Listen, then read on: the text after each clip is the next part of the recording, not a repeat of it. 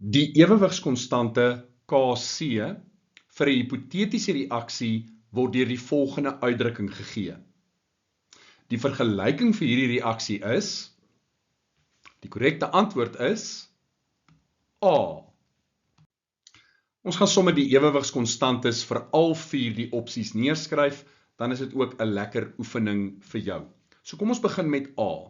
Die ewewigskonstante Kc, ons begin met die produkte wat gas is. So ons gaan nie die vaste stof gebruik nie, die ander 2 gaan ons wel ook gebruik. So ons begin met ons produkte en dit is die konsentrasie van A en belangrik die koëffisiënt is 2, so ons kwadreer dit. Dan gaan ons na ons reaktanse, die konsentrasie van C, maar nou belangrik, die koëffisiënt is 3, so dis tot die mag 3 en dan hierdie diatomiese element se konsentrasie, dit is dan net D met 'n 2tjie by. So daar is opsie A wat dan ook die korrekte antwoord in hierdie geval is. Hier is B, gas, vaste stof, gas, gas. Ons begin met die ewewigskonstante en ons begin aan die produkkant. So, wat het ons?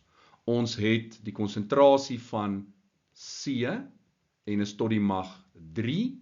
Ons het die konsentrasie van D2 en dan deel ons dit deur die konsentrasie van A tot die mag 2.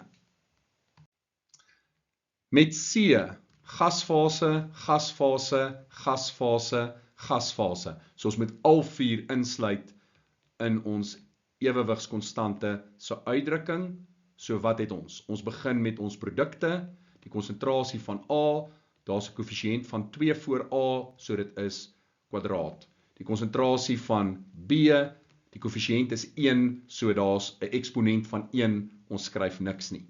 Ons reaktanse, ons begin met die konsentrasie van C, die koëffisiënt voor C is 'n 3, en dan die konsentrasie van D2. So dit sou C se ewewigskonstante gewees het. En laastens het ons D, gasfase, gasfase.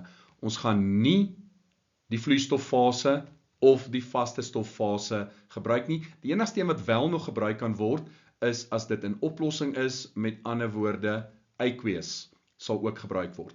So in hierdie geval is jou ewewigskonstante se uitdrukking bloot die 2 produkte. Met ander woorde, die konsentrasie van C tot die mag 3 maal met die konsentrasie van D2.